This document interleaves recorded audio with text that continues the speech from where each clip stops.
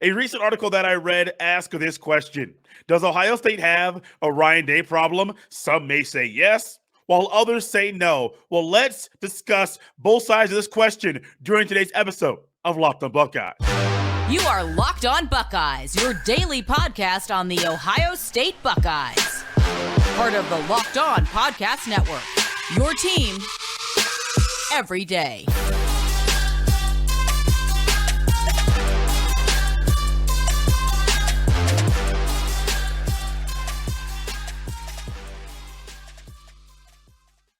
What is up, Buckeye fans? Welcome back to another episode of Locked on Buckeyes, part of Locked on Podcast Network. I'm your host, Jay Stevens, also the host of the Jay Stevens Podcast. It is Friday, January 20th in the year 2023, and today's episode is brought to you by our friends at BetOnline. BetOnline has you covered this season with more props, odds, and lines than ever before. BetOnline, where the game starts. During this episode, I will be joined by Mr. Mike Cagley. Mike is one of the voices you will hear on Big Sports Radio and one of the voices you will hear on Illini Guys Sports Spectacular radio show. Him and I have done a few things over the past year or year and a half or so on both of those shows. Mike recently wrote an article about Ryan Day, and one of the questions he asked is, does Ohio State have a Ryan Day problem? You might be a yes person. You might be a no person. Well, let's discuss both sides of this question with the gentleman that wrote an article, and this question was a big part of it today on Locked on Buckeyes. My guy Mike is great, and I'm sure you will enjoy every second of our conversation. And joining us now here on Locked on Buckeyes, it's a gentleman that I have done quite a few shows for on the shows that he hosts. I was on the Illini Guys last year when he was talking Buckeye basketball versus the Fighting Illini. And then recently this year on a show that he is on as well. It's Mike Cagley. He is a co-host of Big Sports Radio and the Illini Guys at Sports Spectacular radio shows. He also does some writing as well. And this conversation Mike and I are going to have is centered around an article that he wrote about the Buckeye football head coach, Mr. Ryan Day. Mike, welcome to Locked on Buckeyes. Hey, thanks for having me on. We love to trade services, and you've been such a great guest. I thought, well, I'd have to come on your show. Absolutely. The article that Mike wrote, I will be tweeting out on the day of the show. And so if you're curious about what Mike was thinking about when it comes to Ryan Day and more of an extensive written word style, that'll be there on my Twitter page. But Ryan Day is very, very interesting as a head coach. He's had a lot of success, came in after a college football Hall of Famer, and he has changed the program, and it feels like his program now no longer Urban's guys or Day's guys. It definitely feels like Ryan Day's program now, which has people like yourself, myself, and other people that are around the sport wondering, is this what we're going to get from Ryan Day consistently? First, before we get to any of those like long-term projections and things like that, what are your thoughts about Ryan Day's tenure so far as head coach at Ohio State? Well, he's one of the toughest guys that I can think of to really put him in a box, because he's got some unique factors and he's got some things that are concerning. I guess I'll address the elephant in the room. I was just talking to an Ohio State booster today, and, he basically recited to me the record of Woody Hayes and Earl Bruce and John Cooper, and goes through Sweater Vest, talks about what Urban Meyer did against Michigan. He didn't bother to give me the wins and losses beyond that, just Michigan. And so this guy is a guy who's contributed to Buckeye football for years, is like a 1980 graduate of Ohio State, and had a chance to even meet Woody Hayes and talk with him. So he's like, you got to be able to beat Michigan. So you look at what the dominance of what Ohio State has built with the recruiting under Ryan Day, and yet there's two games that they've lost that have really hurt them in terms of seeding in the in the college football playoff, or getting to the college football playoff. And so you look at that and you're like, wow, the guy can destroy the rest of the Big Ten as if there's a hot knife going through butter. Yeah. And then you run into Michigan and it turns into a slugfest. And the last 2 years, and I'm not trying to anger Ohio State fans, because I don't know that, where we're at in the Illinois country, people like Ohio State a lot better than Michigan. But you look at it, and when Michigan has slugged Ohio State in the face, Ohio State's picked up their ball and went home. And it's not been very good the last couple of years. And then I think what was genius move, and I don't really use the word genius with Jim Harbaugh very often, but his quote, and I don't have it right in front of me, about Ryan Day being born on third base, and that kind of saying that basically it's a way to insult Coach Day by saying you got this job without the resume. And that can always be debated, because there are some coaches who take over without being a head coach and they're fantastic. And there's other coaches who take over, who have a long coaching resume, who are fantastic. But it really allows people who don't have a lot of faith because he doesn't beat Michigan. Now, all of a sudden they can say, well, you know what? He doesn't have that much experience to fall back on. How's he going to beat this juggernaut up north? What hard times has he had as a coach that he's had to pull his team through? And boy, Harbaugh, it reminds me of an old sales thing that you heard sales guys do. They'll say, hey, Jay, I know you want this new car, but let's not talk about the price. I don't want you to think about, you can save money buying this car versus, a Mercedes. And then they talk about their car, and then they wrap up saying, look, I don't want you to think about the fact that you can save $20,000 by buying this car. Do you agree you're not going to think about that $20,000? You nod your head. And then they talk about the thing and they go, okay, now which car would you rather have? But don't think money. Well, what basically Jim Harbaugh's done is he's said, hey, look, Ryan Day, great coach, Buckeyes, but don't think about his lack of experience. I don't want you to think about that. And then he goes on to talk about stuff. I mean, it's a genius move. So here you've got this coach who has been dominant on the field, except against one team half the time. And now all of a sudden, as I talk to Ohio State fans, I'm hearing Ohio State fans starting to question if this is the right coach because of 2 Saturdays in November against 2 very good, let's face it, both teams are excellent teams. Yeah. I don't know what you're hearing on your end, but I think Harbaugh has kind of rolled a hand grenade into the room and then just kind of shut the door and walked away. I want to piggyback off of what you said a little bit about the experience factor for Ryan Day. And I went back and looked at his resume as far as where he's coached. Him and Jim Harbaugh, they have been coaching football for the same length of time since 2002. Yep. However, Ryan Day became a head coach in 2019 following Urban Meyer for the very first time at any level. Jim Harbaugh, on the other hand, he's been a head coach since 2004. And now you may want to say, Jay, where was he in 2004? He was at San Diego from 04 to 06, Stanford from 07 to 2010, and then he went to San Francisco, and now he's back in college. I think that head coaching experience, and he is one of the rare coaches that has had really good success at every single stop. San Diego, Stanford. I remember seeing pictures of him at Stanford on the sidelines after big wins. San Francisco got to the Super Bowl, yep. And then now going and being in the college football playoff back-to-back seasons. I do think Jim Harbaugh, as quirky of a guy as he is, yes, and I think he's very, very weird. He's a weird human being. I'm a Colts fan. I did not want Jim Harbaugh to be the head coach of the Indianapolis Colts for reasons that aren't Ohio State, Michigan related. But I think there's a lot to say and go into the experience that Harbaugh has had, and he has taken a lot of lumps, a lot of knocks while his time at Michigan is there. And that's, I think, how he's found a way to build a roster that beats Ohio State. Not once, but twice. Mike, it could be 3 times. Ryan Day's lack of experience as head coach might be something we're seeing right now, because every offseason he's never really had to do 5 or 6 or 7 quarterback competitions, or lose 2 or 3 guys to the off the offensive line, or things like that defensively, having guys go to the NFL or just graduate. He hasn't had that happen 5, 6, 7, 8 times. Right. It's very new. Myself hosting this podcast, you hosting and doing the things in media, your first few years are nothing like it. The first few days are nothing like day 12, 6 months down the road, a year down the road. They're nothing like that.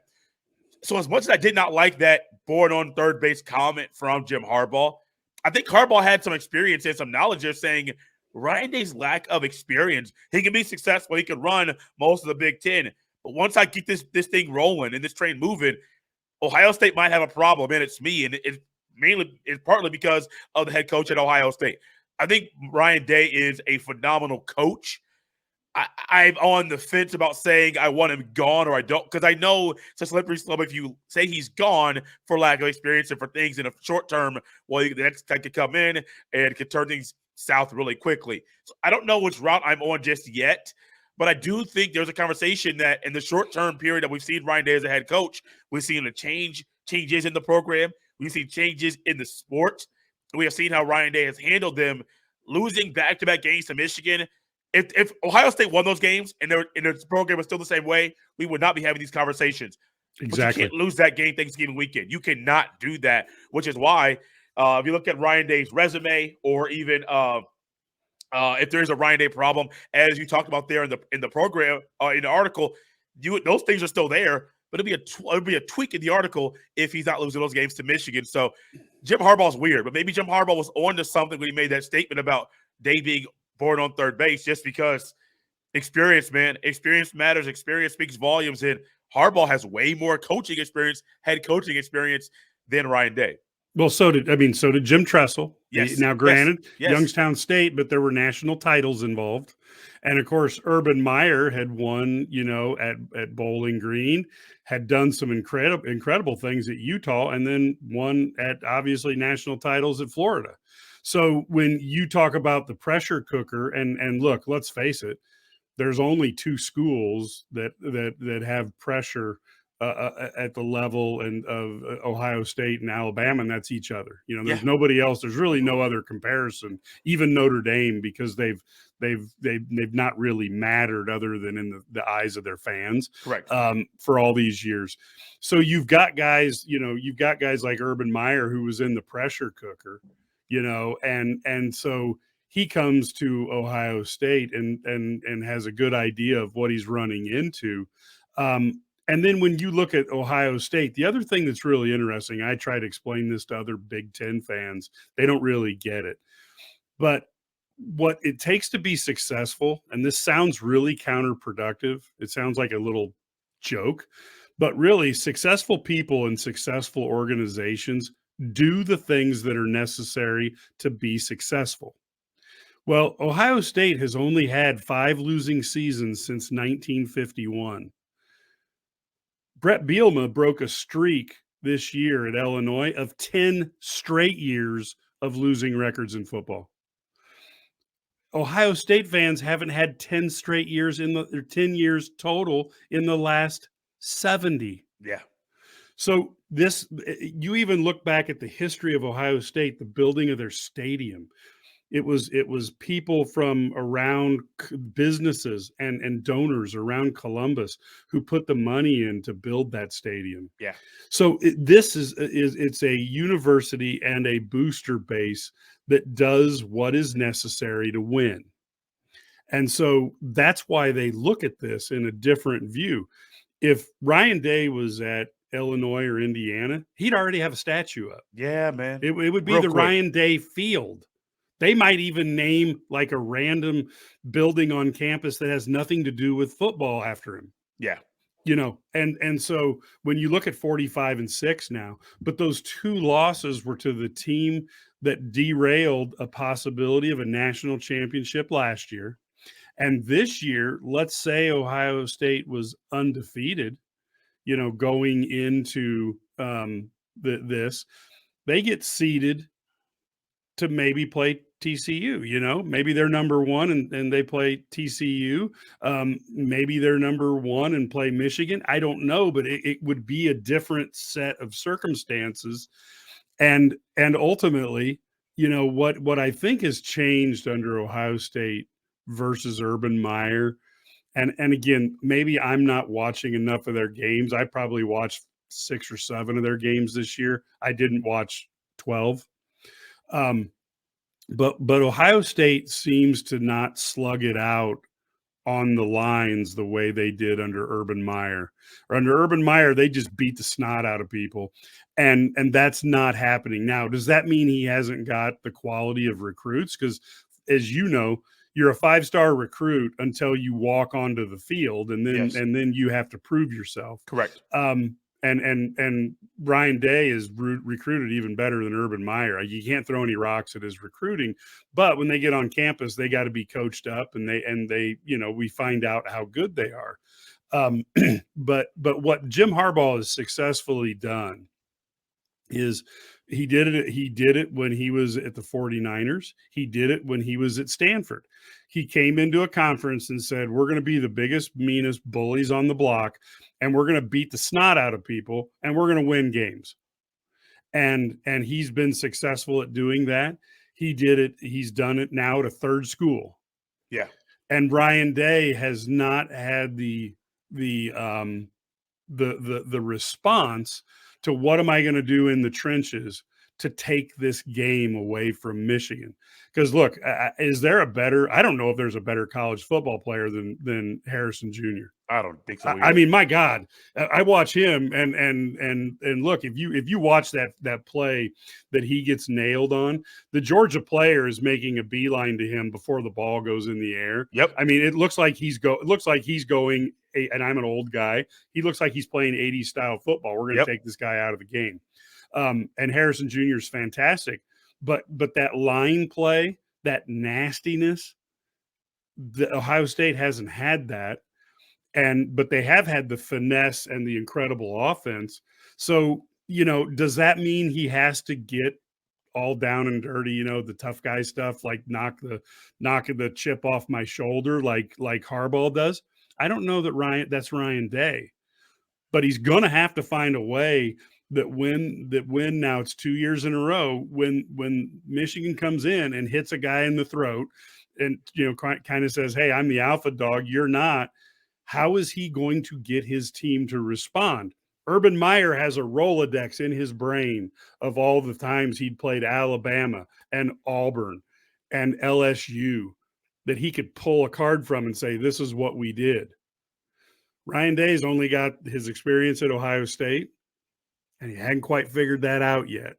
So is that saying he's not going to be successful? No. Is it saying there's a question mark that he has to answer, as amazing as his 45-6 record is? He's got some questions that he's got to answer. And in this offseason, he's got to figure out, what am I going to do to to win the battle at the line of scrimmage against one team? And it really looks like what Jim Harbaugh did is he took the rest of the Big Ten, slid them off the edge, and he goes, we have to beat Ohio State. Yeah. And this is what I think we have to do. And he's executed his plan for all his wackiness. I mean, look, here's the scary part about Jim Harbaugh. What would Michigan look like today if the last 2 years during the December signing, he hadn't flirted with the NFL? Yeah. Yeah. I mean, they might have 5 or 6 or 7 more 5-stars. Yeah. So there's this weird, and if I'm a Michigan fan, I'm like, will you please shut up and stop talking about the NFL? Decide, and I got to be honest with you. I think on the Michigan side, I think one more flirtation with the NFL, and I think a lot of Michigan fans will say, hey, we're moving on. And I think on the Ohio State side, you've got a lot of fans saying, you lose to Michigan one more time, we're going to move on. Yeah. And the rest of the conference is like, please let you both move on because we want to have a chance. I'm right there with you. Mike, you mentioned something in regards to the battle of the trenches. And we think about like how Ryan Day can improve and get better. 45-6 over a 4-year span. That's phenomenal. Yeah. Like, yeah, we're splitting hairs. 2019, a loss in the playoff. That was the only loss. 2020, a loss in the national championship. That was the only loss. 2021, a loss to Oregon and a loss to Michigan. This year, of this past season, a loss to Michigan and Georgia. a loss to Georgia. So like you're not losing like to schools you like. Oregon was a good football team. So you're not losing to like group of 5 schools. You're not having like those type of flops. You're not having those types of things.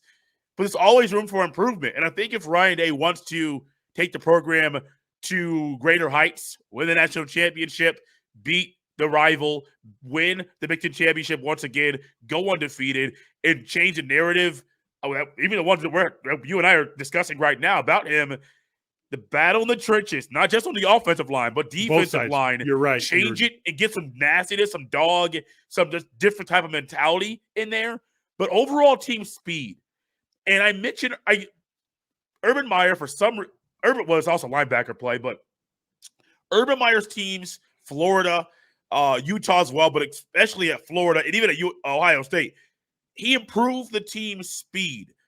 And I do think there's a time for Ryan Day to improve, especially the speed in the secondary, improve that speed. You do that, you're going to have better linebacker play as well, because Urban Meyer always had great linebacker play. He was an offensive guy, one of the greatest offensive minds we'll see in the sport, but he always had elite linebackers, from Ryan Shazier to all the guys he had down there in Florida. The battle of the trenches is not the only thing. There's other things that Ryan Day can fix. And the great thing is, I think he's bringing in coaches that can help him do that. It's going to take some time, but I believe he's bringing in coaches. There are coaches on the coaching staff that can assist in accomplishing this mission. Better trench play, better overall team speed, better linebacker play. Because I think if you fix just those 3 things alone, run the same offense. I'm not even the biggest fan of this air raid offense Ryan Day is running. But if you fix just those 3 things alone, we're talking about a different result when Ohio State and Michigan play even the past couple of years. Because I do think Ohio State's talent is there. There's just some minute details that get exposed when you play that team Thanksgiving weekend. Yeah, I struggle. I'm going to be honest with you. I struggle with your assessment of their speed. But, that may be Alabama and Georgia. I'm not certain there's many teams who can keep up with Ohio State. So just so you know, there's a lot of fans across the country listening to your podcast going, look, man, if you expect me to feel sorry for Ohio State for their team speed, I'm not doing it. So, it's definitely, Mike, something I do when I try to look at, like, the elites. Right, like, exactly. Call me crazy. Ohio State's not trying to be better. They're better than Purdue, better than Illinois, better than those schools. So I'm trying to compare them to the elite of the sport when I do that. Their speed is good. Don't get me wrong, but I think, of course, I'm being a tough grader. Like, I always think you could be faster on the football field. That's just trying to be me having a better team. But yeah, no, it is something where I compare them to the others, the elites of the sport. To me, the defense seems to be set by the defensive tackles. If you've got 2 guys, or if you're playing a 3-4, your nose guard, if you've got somebody who can plug that middle up, all of a sudden your linebackers, even if they're not the greatest, they look pretty darn good. And then, of course, if you've got guys who are stopping the run up the middle, that means the defensive ends can pin their ears back and start going after the quarterback, with a little more aggression. To me, that's the one area that I always thought, the SEC line, they almost every team coming out of the SEC who wins big, they've got a couple defensive tackles that dominate the line, and then it goes from there. Now, I will say, team speed coming out of the South, you're right. The specialty positions, the DBs, they always seem to be a little faster in the SEC when you're talking the very top end. Now, what I think Ohio State proved this year is I don't think there's a human being who could cover Marvin Harrison. No. And I'm not even certain on the Sunday league if there's many people who can guard him. Because you don't really have any Deion Sanders anymore, the pure shutdown guys. Harrison's as good as I've seen in college football for a long time. And And you do think Ohio State also had the deficit of having some injuries at wide receiver. So we never really got to see what they are. That's why you won't see me say, Ryan Day needs to be fired. Right. But I think he puts a conundrum into this in terms of, how much time do you spend if you're an Ohio State team? And look, Ohio State's different than a lot of teams. Ohio State's had 2 14-win seasons. I don't have this year figured into this. They have 2 13-win seasons, 6 12-win seasons, 8 11-win seasons, 4 10-win seasons. And that's just since 1992. So just to put it into perspective for you, Illinois has had 2 10-win seasons in the history of the program. So Ohio State has high expectations, and when you're the coach of Ohio State, and I hope people don't. I'm not against Ryan Day, but when you're the coach of Ohio State, you're the coach of Alabama. You have a set of expectations that are just higher than anywhere else in the country, which puts pressure on those 5-star recruits. You've got to have the best strength and conditioning coach to turn those guys' potential physically into reality. And then you've got to have great position coaches and coordinators that they live up to that, because at Ohio State, if you go 11-2, you have to apologize to the fan base for going 11-2. Yeah. If you go 11-2, even at Oklahoma, it's like, that's a pretty good year. Yeah. And that's the difference. And only Nick Saban and what he's done at Alabama can match that. And I'll argue over the last 70 years. Now, I haven't went through and done the numbers. I don't think anybody can hang with Ohio State over 70 years. No. Because Oklahoma's had the John Blake years. Yeah. They've got, this year and what may be coming when they run into the SEC. Alabama had, the Shula years and some of those down years. So there's really no program that's put up the consistency of wins that Ohio State has. And then the other thing is I think there is some John Cooper PTSD out there from older fans who are like, I'm not going to waste 15 years of my life losing to Michigan. Yeah. And that is where Ryan Day has to look at it. And he says, okay, you know what? I'm looking at national titles. I'm looking at CFP berths. But if he lost sight of the fact of how important Michigan is, when Harbaugh elevated the program up and then beat Ohio State, he basically put a fist in his face and said, you know what? Until you knock me down, I'm going to be the bane of your existence. And so I think they really have to take a page out of the Harbaugh thing and say, how do we beat Michigan? Yeah. How do we put them down? Because look, we keep hearing Penn State's going to be able to challenge Ohio State and Michigan next year. Okay. Maybe I'll have to see it to believe it, but maybe. Right. We hear that, Iowa's going to be back with former Michigan quarterback. And Iowa's got great defense, but I got to see that offense score more than, 8 points to really have much faith that they're going to do it. Brett Bielema took, Wisconsin there. Luke Fickell, maybe he'll be able to do something. But until these other programs elevate, Ryan Day's got to figure out how to beat Michigan. Is it fair? No. But if you want to get out of the Big Ten and get into the CFP, you got to beat Michigan. And unfortunately now they've won it 2 years in a row. They got the title. They got the championship belt up in Ann Arbor for 2 years. And so now basically Michigan's the hunted and Ohio State has to go into hunter role. And that means you got to be hungry and you got to want to eat. And does he have that intensity? We're going to find out. And if you don't, that's a fan base that has expectations, because in 72 years, they've had 5 losing seasons. And the highest amount of losses Ohio State's ever had was 7. Yeah. You go 5-7 at Indiana or somebody, it wasn't that bad a year. We almost made 500. Yeah. Well, at Ohio State, people go in for counseling. Yeah. Yeah.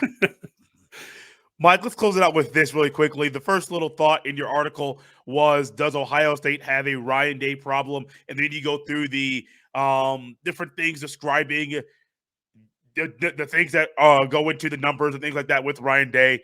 What are your final thoughts about that question? Does Ohio State have a Ryan Day problem? Answer that question. We're going to close out the show. Yeah, I'm gonna second guess myself. I think Ryan Day has a Michigan problem, and if he doesn't solve it, then I think Ohio State's Ryan Day problem will probably be taken care of pretty quickly. Yeah, good deal. Good deal, Mike. If you killed it, everyone know where they can follow you on Twitter. Listen to the Big Sports Radio podcast, and all the stuff going on that you guys are doing with the Illini, Ohio State, and Illinois play. I do believe this coming Tuesday in basketball. I do think Illinois will win that game. Ohio State's in one of these weird slumps right now on basketball, but that could be the game. They could start turning it around this weekend against Iowa. So let everyone know where they can follow you on Twitter and all the things that you're doing as well. Perfect. I appreciate that. And Sensabaugh is such an awesome player. We loved him when he got. I was hoping that he is fantastic. But anyway, when you look at it, you can get you can basically follow me at Mike Cagley on Twitter, and of course the real place that we like you to go to is you go to bigsportsradio.com. We have updated, Big Ten stuff there. More importantly, you can get access to our radio show. We're on in about 12 states now. We talk Big Ten and we talk big sports events of the weekend. We're on once a week. It's a 2-hour show. We go from place to place. There's 3 of us who host. Brad Sturdy, who's covered Illinois sports and Big Ten sports for 20 years. And Larry Smith, who many of you might remember from his CNN headline sports era. He was also an anchor on CNN, and he was on NBA TV. One of the people who had to kind of help teach Charles Barkley how to behave on camera. Yeah. So that mission fairly well accomplished there. But you go to bigsportsradio.com and then you can go to the radio tab and you can see all the stations that we're on across the country. And you can also go then to, the podcast tab, and you can get the podcast after the show has been broadcast if it's not on in your area. And then we have our Illini Guys Sports Spectacular. That's powered by IlliniGuys.com. So we obviously cover Illinois sports, and we all grew up Big Ten fans. So, I've watched Ohio State and Michigan. I was born in 1967. So I've been watching those games since I was 5 years old. You can't be a Big Ten fan without watching that game every year religiously. And again, I'm a Big Ten guy. And we'll also talk about things going on in other sports like this weekend. Of course, we talk NFL playoffs, and we'll include, Major League Baseball. We're big NBA fans, professional boxing, and the other guys get mad at me, but I'll throw in WWE references just to make sure that we're all good. And guys, you can follow me on Twitter at jstevens07. Send all of your emails to jstevens317@gmail.com. We will be back on Monday on the show discussing what's going on over the weekend. Maybe some recruiting stuff. It might be some stuff as far as players that have decided to stay at school. We'll be starting some scouting reports coming up maybe over the next month or so. Try to get my guy Ryan Roberts of Rise and Draft Scouting on the show to go over in-depth scouting reports on players that have declared for the NFL draft. Locked Up Buckeyes, I am back. I was gone for a few days with laryngitis. My voice is almost back to full strength. Otherwise, I still got some stuff going on in my head. But like I said recently, I'm not in the studio. I'm at home. So I'm not infecting anybody else as we speak. Guys, we're out of here. Enjoy the weekend. Have a great day.